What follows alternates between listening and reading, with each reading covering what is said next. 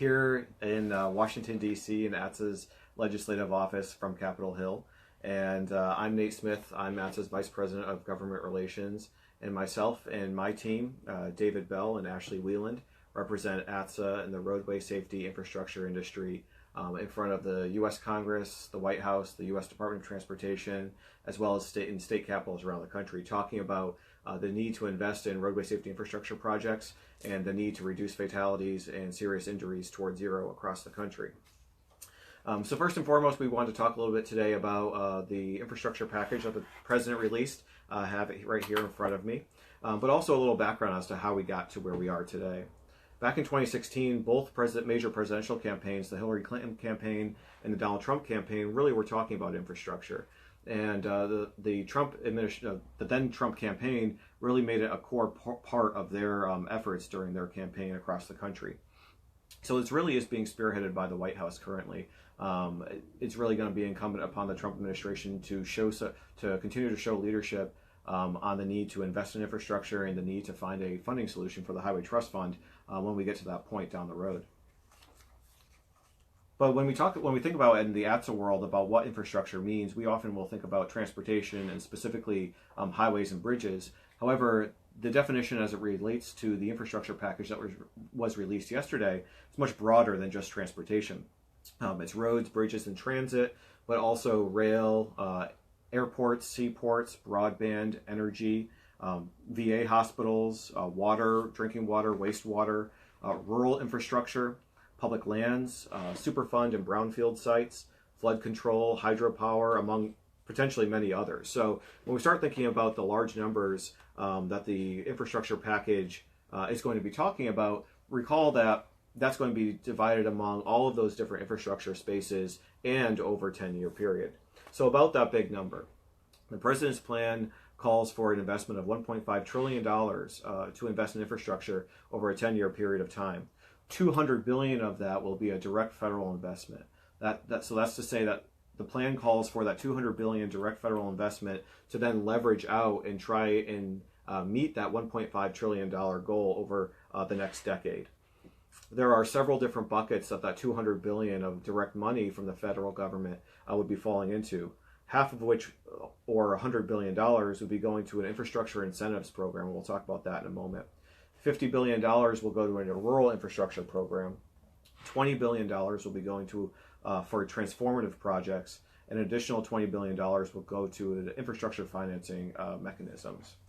So that infrastructure incentives program is an opportunity for the federal government to incentivize state and local governmental entities to raise additional revenue to support infrastructure projects. And that could be from non-federal government revenue, such as state and local taxes, or it could be from private money as well that could go towards these projects. It's safe to say to some extent that some national organizations who represent state and local entities are a little skeptical of this because first and foremost, a lot of state entities and local entities don't have the current cash on hand to be able to meet those matches without raising significant taxes. So this may be an area where there'll be some compromise down the road, but it is a cornerstone of the President's plan. The second item is the Rural Infrastructure Program, and this is, remember, funded at $50 billion. And this is an attempt to make sure that the rural America is not left behind as we talk about an infrastructure package at the federal level. This program would be formula-driven and also based on rural areas with populations of less than 50,000 people. I think there are opportunities for ATSSA members to become involved in some of these areas with the Rural Infrastructure Program because it really calls for the focus of safety and efficiency as being part of the application process for some of these projects within the rural aspect. And this also includes tribal and territorial areas as well. The third area focuses on transformative infrastructure projects. This is funded at $20 billion over the next decade. And it's really focused on bold, innovative, transformative infrastructure projects that are complex and a little bit more difficult than your traditional infrastructure project. It also is focusing on significantly improving performance for both safety and reliability. So this could potentially be, depending on what type of infrastructure is decided here, if it's transportation related, another area of opportunity to invest in safety projects and reduce those fatalities. One of the challenges here may be the fact that it's going to be the lead agency will be the Department of Commerce. So if there are transformative DOT, Department of Transportation projects, there'll have to be some collaboration amongst agencies and departments here at the federal level to get some of that money out the door. The next bucket is looking at infrastructure financing programs. This is $20 billion total, and it's broken into two subcategories. The first is looking at several different financing mechanisms. Many ATSSA members might be familiar with TIFIA, which is a transportation innovative financing scheme that looks to really try and leverage money to finance that out and to do some larger projects. So of the $20 billion for this overall area, $14 billion are going to go towards increasing capacity and the ability for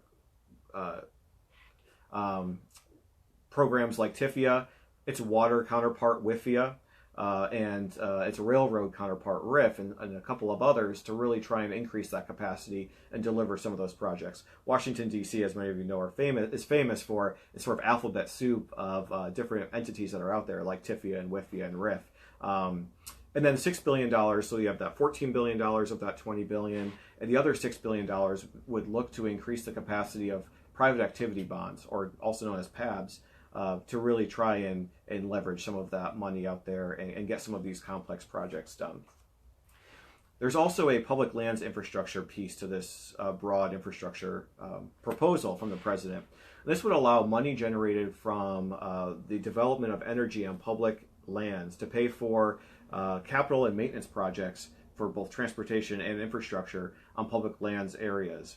It also would create an interior maintenance fund. And this is important because there's a multi-billion-dollar backlog of infrastructure projects that need to get done on public lands, both at the Department of Interior and the National Park Service. And this is an area that I think low-cost countermeasures such as signage and pavement markings could really come to be and play a part in the role of upgrading some of the public lands infrastructure that the government has. The proposal also looks at tolling and attempts to increase and provides a little bit additional flexibility for states as it relates to tolling, specifically on U.S. interstates. So this is an area that could be somewhat contentious on Capitol Hill. Tolling has its proponents and its detractors, but it's an area of another way to sort of attempt to raise private revenue to help offset the cost of direct federal investment. The proposal also really seriously looks at streamlining and reducing regulations as it relates to transportation infrastructure projects, such as NEPA, which is Environmental Policy Act from 1970. And the idea is to try and reduce the project delivery for infrastructure projects down to 2 years, or as the president has mentioned several times, ideally potentially 1 year, but the goalpost is right now is 2 years, and try and really get those projects out the door at a faster rate without compromising any sort of environmental obligations that we do have to ensure that these projects aren't harming the environment. So that is a big piece of this proposal that I think you'll see get some legs on Capitol Hill. And then the final piece of the proposal is really focusing on workforce development. This is an area that the ATSSA National Board of Directors has begun to focus on, as well as the economy grows around the country. Many of our company members are finding it more and more difficult to find qualified laborers and workforce folks to get the job done. And if we do end up investing upwards to $1.5 trillion of US dollars over the next decade, one might conclude that workforce shortage is only going to be exacerbated. So this proposal looks to expand Pell Grants, to broaden the eligibility of Pell Grants to include short-term educational programs that usually lead to a credential or certification that sometimes have been left behind in this process before. It also looks to reform the Perkins career and technical education programs as well, again to provide some of that flexibility for more technical and vocational types of training rather than your traditional four-year college degree. So in a nutshell, that is at a 30,000-foot level what is in the president's package that was delivered to the Hill yesterday. It's now going to be incumbent upon Congress to take up the reins and really start developing what the actual legislative text is going to be. On the Senate side, the Environment and Public Works Committee, which is the Highways and Bridges Committee in the U.S. Senate, started this work last fall and continues to do that work today. The Transportation and Infrastructure Committee in the House of Representatives will now react to the president's proposal and begin to craft their own. I think this is going to be a great opportunity for Congress to really start focusing on how we want to finance and fund infrastructure going forward, not only on transportation, but on the broader definition of infrastructure that we talked about earlier today.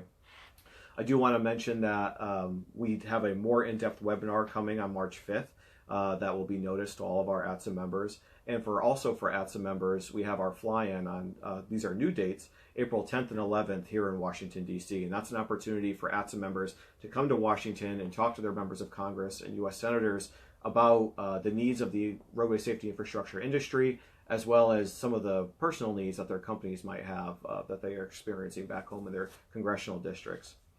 And with that, I want to thank you for tuning in to our first ever Facebook Live event. Hopefully we'll be doing many more of these in the time to come. But until we see you next time, enjoy the rest of the day, and thank you for tuning in.